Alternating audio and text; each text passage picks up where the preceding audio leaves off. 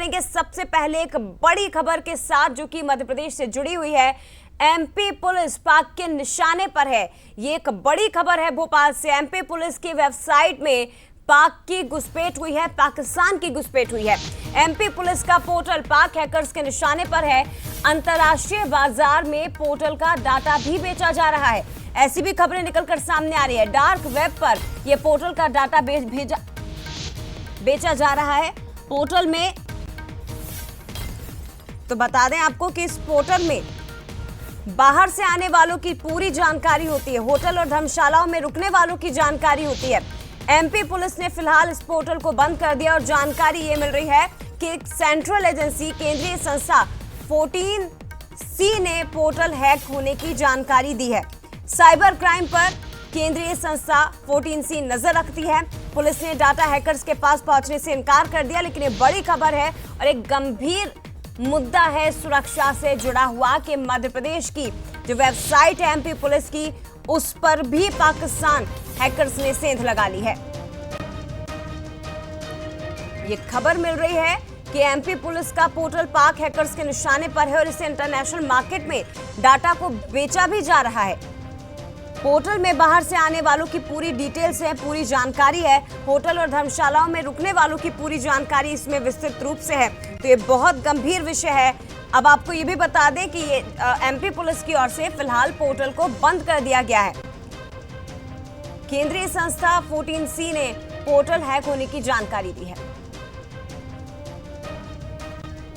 Executive editor Sunil Singh Baghel ji हमारे साथ इस वक्त लाइव जुड़ गए, सीधे उनका रुख करते हैं। सुनील जी, बेहद गंभीर विषय और सुरक्षा से जुड़ा हुआ एक बहुत बड़ा मुद्दा है।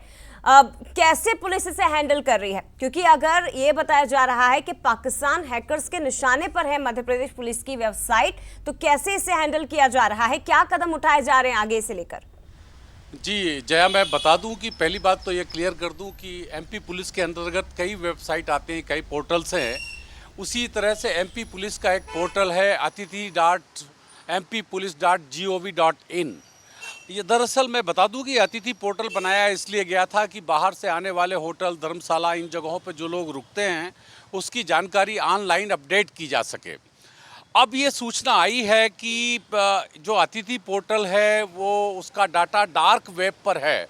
हालांकि जब इस मामले में, और इसकी सूचना एक केंद्रीय एजेंसी है I4C जो कि साइबर क्राइम पर निगरानी रखती है, तो सूत्रों के मुताबिक उससे खबर मिली है कि जो अतिथि पोर्टल है वो उसका डाटा कंप्रोमाइज़ हुआ है और कुछ लोग डार्क वेब पर यह दावा कर रहे हैं कि यह अतिथि पोर्टल का डाटा है।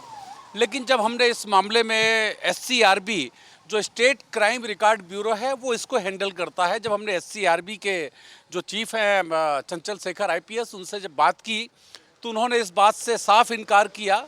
उन्होंने यह स्वीकार किया कि हाँ, वेबसाइट का जो डाटा है वो वेबसाइट है, फिलहाल उस पर कुछ अपडेशन का काम चल रहा है और वह बंद है। और 2-3 दिन जब हमने उनसे हैकिंग की बात की तो उनका दावा था कि यह तो कोई भी कह सकता है कि SCRB का या MP पुलिस का लोगो लगा करके डार्क वेब पर भी फ्रॉड होता है और कोई झूठा दावा कर सकता है। बोले ये हमारा चैलेंज है कि कोई हमारा जो डाटा है अतिथि पोर्टल का वो हमें कोई दिखाए कि हाँ ये मेरे पास डाटा है या ये फाइल हमने खोल ली है तो हम मानेंगे। लेकिन उनका ये बड़ी दृढ़ता से उनका कहना है कि हम 2-3 दिन में यह वेबसाइट चालू कर लेंगे। लेकिन मैं बता दूं, जो ये कोई पहला मामला नहीं है कि जब ये वेबसाइट कोई हैक हुई है। इसके पहले एमपी पुलिस की वेबसाइट हुई थी हैक, जबलपुर में हैक से हुई थी।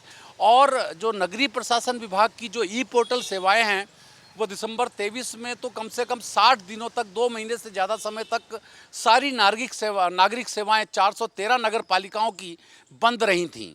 तो ये पाक हैकर्स के निशाने पर पहले भी ये हमारे सरकारी वेबसाइट्स रही हैं, जहां भी सुरक्षा में कमज़ोरी होती है वो अटैक करते हैं। और ये बता दूं कि भारतीय हैकर्स भी दूसरी जगह करते हैं, कई बार बदले में पाकिस्तानी हैकर, और विशेष करके 2 नाम मोहम्मद बिलाल और वसीम, ये बड़े नोटोरियस हैकर्स माने जाते हैं और इन्होंने कई वेबसाइट्स हैक की है। उसमें भाजपा की भी वेबसाइट शामिल है और मध्य प्रदेश की भी कुछ वेबसाइट शामिल हैं।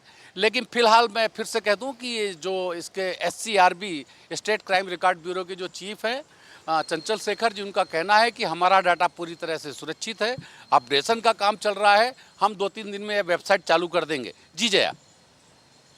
सुनील जी, फिलहाल तमाम बातचीत के लिए, तमाम जानकारी के लिए, लेकिन ये बड़ी खबर है इस वक्त की। हालांकि जो जिम्मेदार है उनकी तरफ से कहा गया है कि अभी अपग्रेडेशन का काम चल रहा है और उसी के चलते ये जो आगे है वो प्रोसेस बढ़ाई जा रही है।